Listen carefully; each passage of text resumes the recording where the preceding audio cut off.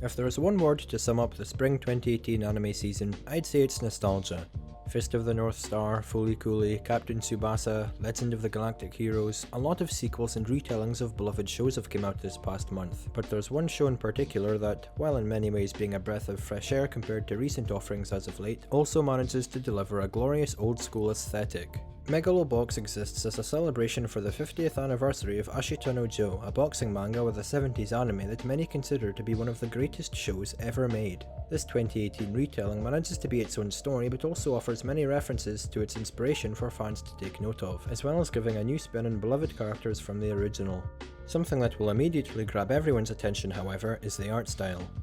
To the 5 of you that watched the recent Lupin movies and the 2012 series, The Woman Called Fujiko Mine, you'll notice more than a few similarities. Recent offerings of The Gentleman Thief have been darker and weirder than ever, featuring psychological and supernatural elements to give the series a bizarre aspect never seen to this degree. There was no better man than Takeshi Koike of Redline fame to help bring this to life, giving us an experimental style offering loose environmental art, simple designs propped by excessive shading, and overall giving a rough look through outlines and colour palettes that fits the tone and keeps the show faithful to its manga roots. While Koike was only an animation director for the 2012 series, he had more control than ever for the subsequent movies, which gave a cleaner look to characters and produced darker shading at times, but the gorgeous background art and aesthetic remained the same.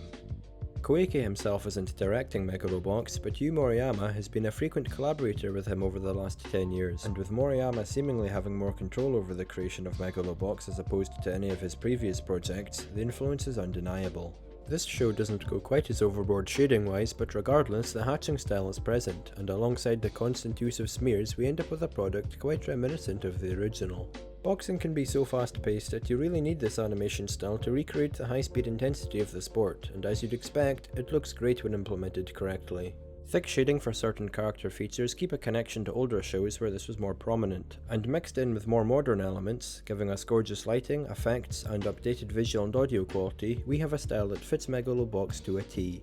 There are so many times that the show's sense of identity shines, such as the huge panning shots of the slums depicting their inadequacy through washed out colours and hastily drawn buildings stacked next to each other, or this moment in episode 1 where Joe and Yuuri nearly face off with the glow of the city lights in the background. Every episode I notice something new about its look, and none of it feels out of place.